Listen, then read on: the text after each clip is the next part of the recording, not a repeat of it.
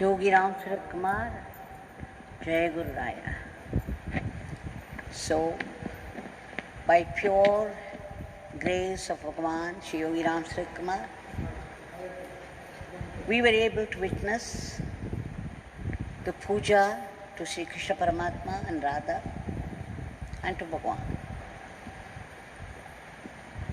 There is no time for continuing the Namajapa, but we can go through one or two experiences of the devotees which I narrated in the morning, which I would translate now to the English-speaking public.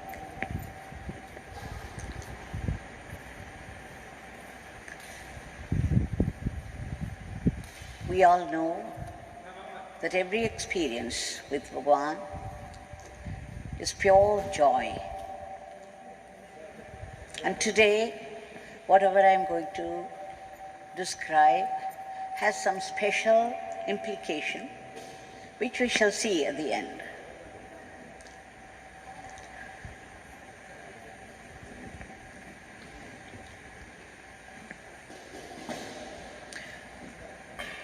A couple by name Mrs. Vijaya and Mr. Ranganathan, two Ramana devotees.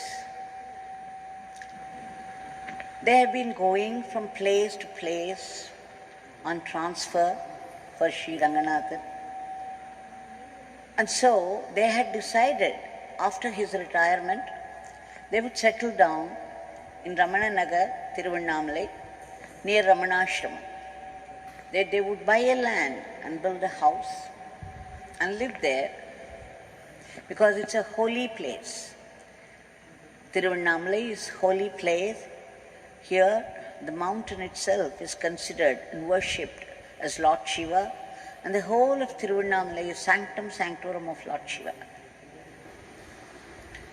So as they were considering this, in 1990, they went to Ananda Ashram. There was constant coming and going between the two ashrams, Ananda Ashram and Ramana Ashram. And these people went to Ananda Ashram, stayed there, participated in Ram Nama, chanting very happily. And they stayed for 45 days, chanting and rejoicing in it. Swami Satchidananda, Pujya Swami Satchidananda, was watching them, how happily, how joyfully they were chanting the name, completely absorbed in that. So after 45 days, he took them out and then he pointed to a land in front of Ananda Ashram and said, "You people are so happy staying in the ashram, chanting the name, participating in all the activities. We will give you this land, you can build a house here and stay the rest of your life here." When he suggested, they were overjoyed. They decided even this was okay because they enjoyed themselves hugely there, their stay. So they said happily to Pujya Swami Satchidananda, "Yes, Swamiji, we shall stay here." And then 3 or 4 days after, when they were still staying there, they got a letter from a Telugu friend of the family. And this friend had stated in the letter, since they had been wanting to stay near Ramanashram in Thiruvanamalai, 2 lands were available at a cheaper rate, and if they wanted to buy it, they must come immediately and settle it. And the place is also near Ramanashram as they wanted. Now once again, this was tempting to them because this is what they had wanted all along. So they immediately rushed to Swami Satchidananda, showed the letter and said, "Swami, we've got a letter, now we do not know what to do." And then Pujya Swami Satchidananda smiled happily and said, "Go ahead. This is Anandashram, is Leela Bhumi, but Thiruvanamalai is Jnana Bhumi, meaning Anandashram is land of Leelas, whereas Thiruvanamalai is the land of Jnana, land of supreme knowledge. And what is more, it is Papa's place, meaning Sri Ramana Maharishi's place. So you can go and settle down happily. He blessed them nicely and happily. So immediately they rushed to Thiruvanamalai. They bought 2 lands. Those places are very near our ashram now, just outside the gate, the second gate, which we do not use. It's actually the second house from the gate. It's so near. But after buying this land, on some occasion, in 1991, they went to Madurai to visit a friend's place. When they were there, the friend of Sri Ranganathan, from his office, an attender, a peon by name Thangavelu, had come there. And those people treated him with respect, though even though he was only a peon, an attender, he was not treated like that. Ranganathan's friend and people treated him with respect. This Thangavelu also talked to this couple, and then they said that they had bought a land near Ramana Ashram, that it's a very lonely spot. And so they had their own misgivings. This Thangavelu left without saying anything. Thangavelu was worshipping Lord Muruga very deeply. So he was highly intuitive. But the next day afternoon he turned up again, and this time he told the couple, "You have bought the land, it's nice, keep it that way. And this land which you have bought is near a temple of Sri Rama.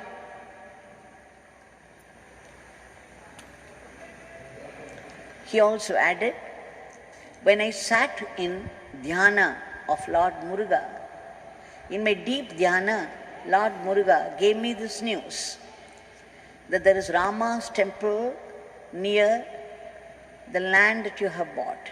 And what is more, I saw a tree in that land under which was seated an old man, a divine man, a divine being with beard, white beard, and a green turban, and the dhoti in traditional style. He is none other than Sri Rama himself. And that is Rama's temple. So stay put. Don't feel bad about having bought this land." Now they were thrown into greater confusion because this happened in 1991 in Madurai. The thought for buying the ashram, the permission for buying an ashram came only in 1993, January 1st, when Sri Janardhanan was there, the Sannadhi Street house. I also happened to be there that particular day. And Swami gave Sri Janardhanan permission for the ashram the first time. And then Swami went around. Only in May he found this Agrahara Kollai. It appealed to him, and then he said yes for buying this land. So this land was chosen only in May 1993. But in 1991, Thangavelu, the devotee of Lord Muruga, spoke to this couple, Vijaya and Ranganathan, that there is a Rama's temple near their place. And he saw Yogi Ramsuratkumar Bhagwan seated under a tree with a green turban and a beard and a traditional style dhoti. Just see how things develop. Now these people from Madurai in 91, after Thangavelu told them that, they went to Chennai and stayed there for some time. And that is when, in 93, through a newspaper, a Tamil newspaper, they came to know that Yogi Ramsuratkumar Bhagwan had bought a land in Agrahara Kollai, the place where they had also bought the land. It was news to them, but then they remembered Thangavelu saying something like that. And then they came, they stayed with some relatives in Ramananagar. They started to build their house. In 94, the ashram was also being built, and Bhagwan was coming both in the morning and in the evening to give darshan. And Bhagwan would also sit here and there, smoking, and supervise the construction in his own way. So we were coming from Sudama. Bhagwan, myself and Srimati Prabha, we were coming every day for morning and evening darshan. Now these people started their constructions. They wanted a well. They wanted to dig a well. And then they set about that. But they found, after some feet, some 20-25 feet, they came across only rocks. You see, the whole place, Agrahara Kollai, is only an extension of the mountain Arunachala, and therefore it's the rocky bed. It's rocks everywhere. In fact, when Bhagwan landed here in Agrahara Kollai the first time,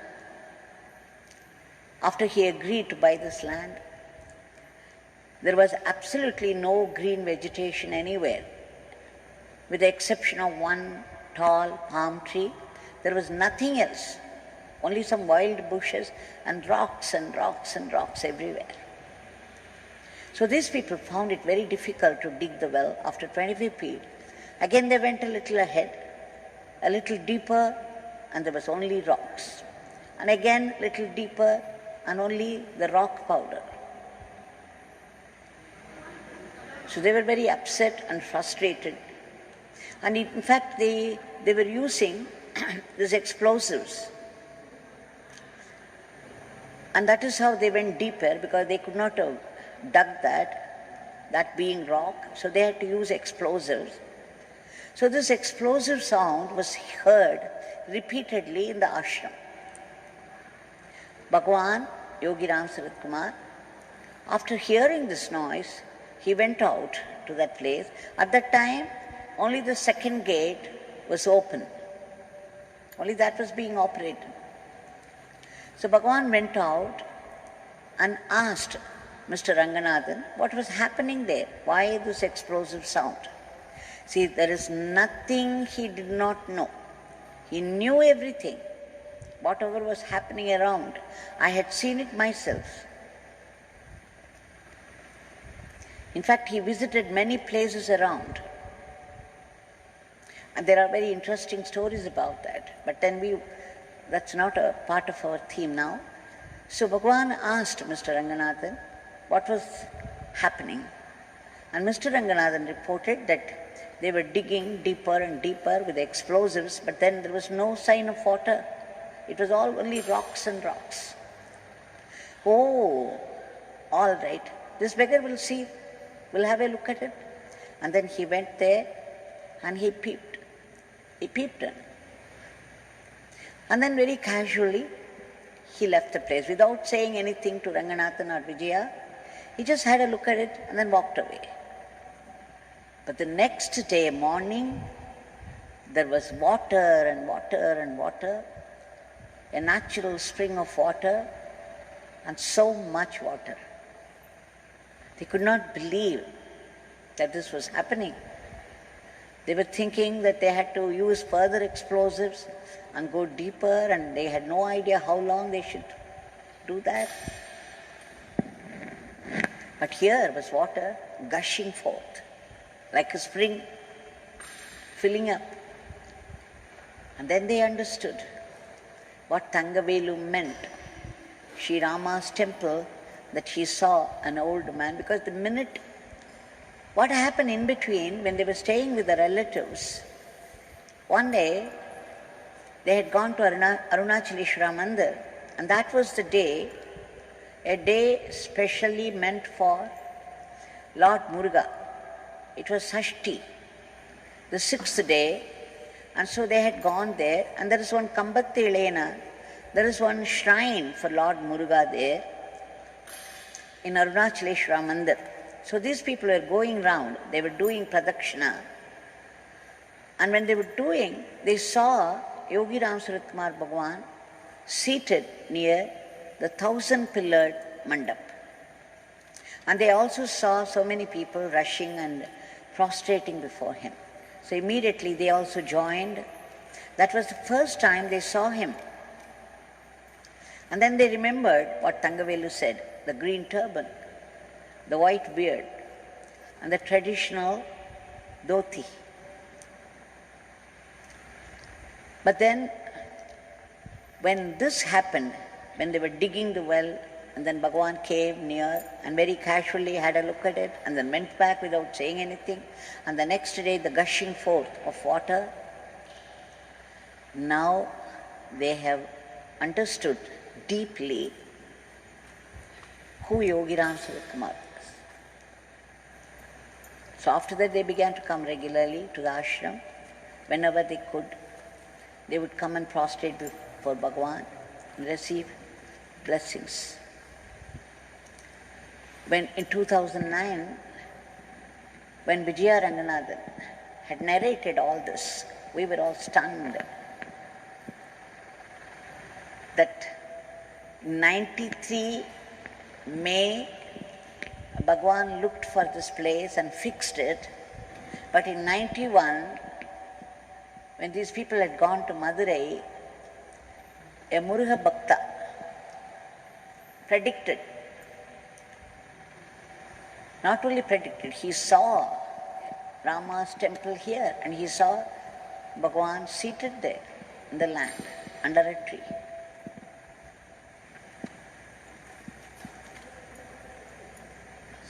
Mrs. Vijaya Ranganathan, with folded hands, with tears in her eyes, said, now that Bhagwan is Rameshwara Linga, we hear Ram Nam here, and we have met, we have had darshan of Bhagwan Sri Rama. She also said, after this incident of the well, in 96 only they could complete building the house, and they had held this ceremony for entering the house. It was December 2nd that they had arranged for the function, but one day previously, that is December 1st, when Bhagwan was going from the ashram, he stopped nearby. So we also rushed behind him. And then Bhagwan went into their house straight away. They stood there overwhelmed with tears in their eyes, unfolded hands. And Bhagwan walked into every room. He blessed every room of the house, and again he blessed that couple also. My father blesses both of you. My father blesses Vijaya and Ranganathan. So after blessing them nicely, he came out, and then we went back. So they were very grateful. They said, after Bhagwan's blessings, they've been living there very happily. And she said, We are very happy there's Sri Rama's temple near our house, and we could have darshan of Sri Rama till 2001, till he took Samadhi. And now we come and see Rameshwara Linga.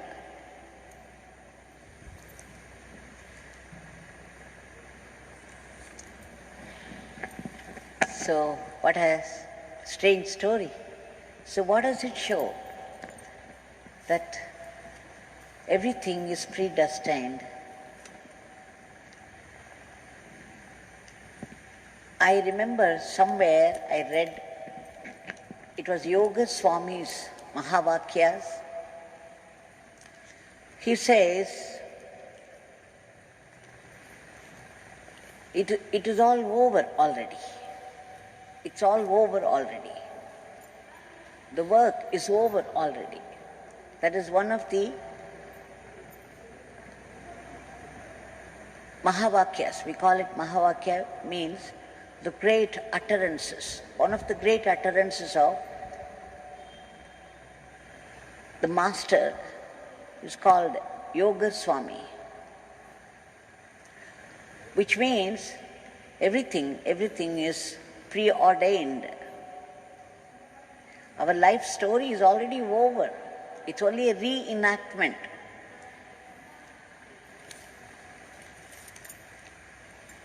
Our life, everybody's life, is already a finished movie.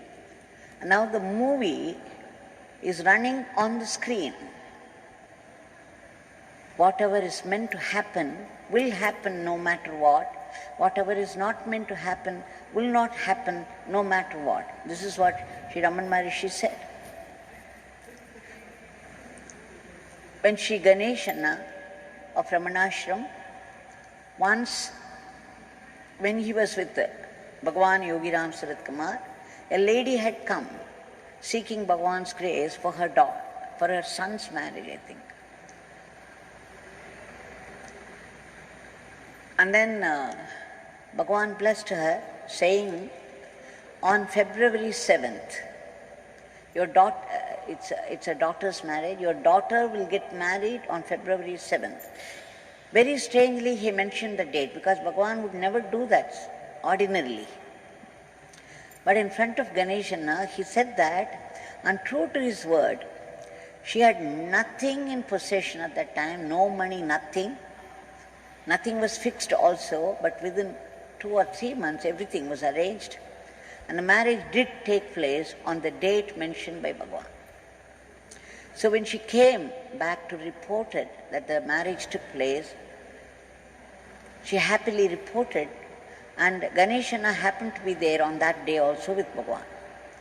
Immediately he put the question to our Swami.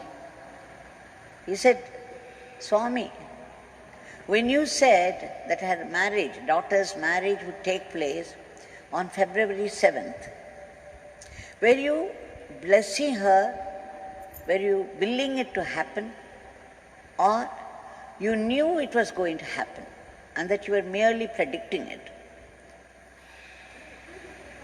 Bhagwan would never answer such questions.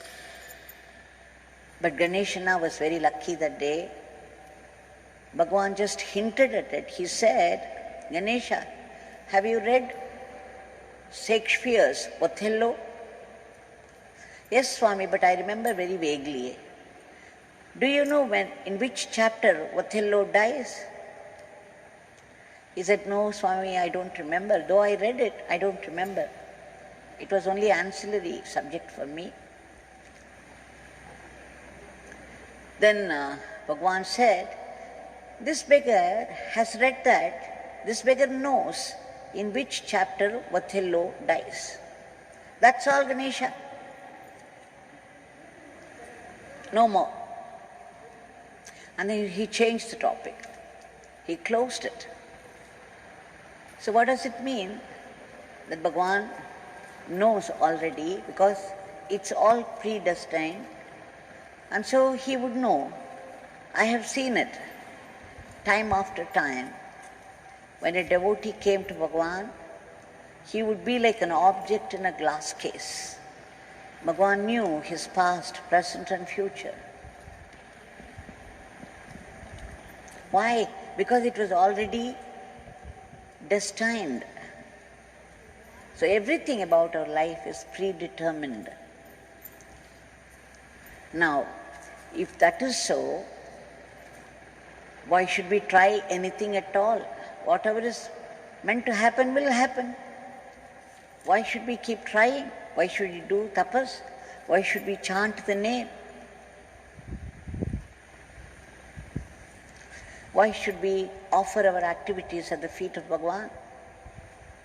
Everything will happen only as per the blueprint with which we were born. But there is this element of grace. See, when we suffer, like we are suffering, the whole world is suffering today, whenever we have a suffering, a great suffering that we go through, there is this element of grace. You see, we have ego, and the ego is very active. The ego cannot keep quiet. You have to keep on saying something, doing something. You know how it is, the racing of thoughts in the mind, and our blabbering all the time, and then always doing something or the other. So we cannot help thinking, talking and doing because of this active ego. And because this ego is there, which is very active, we also have to make self-effort. Because the ego self is there, ego self-effort is necessary. And the element of grace, when you are unable to bear a certain suffering, you just call out the name of God and you beg and beg and beg for grace.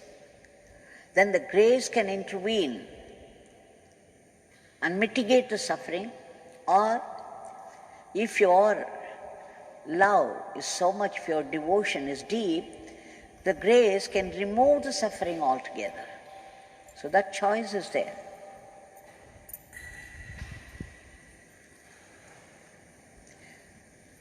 So we have to go on making effort. We have to go on remembering the name, chanting the name. We have to go on praying, praying, praying. But if you, Bhagwan has said, if you keep on chanting, chanting, chanting, if you are able to feel His presence, then there is no need to pray separately. The Nama will do everything for you. The Nama will run your life, will do the needful in every circumstance. So, even though our life is predestined, everything happens according to the past karmas, the good karmas and the bad karmas. The whole life is designed according to that, and the law of karma is relentless. There is still the element of grace, there is still the compassion of God, ready to come to our rescue at the mere beckoning. See, when the life is already a finished movie and it's running on the screen, suppose you do not like a particular dialogue of the hero or the heroine or the villain. You cannot just point out and say, hey, stop it. This doesn't become you at all. Don't do this. You think the movie would stop to listen to you?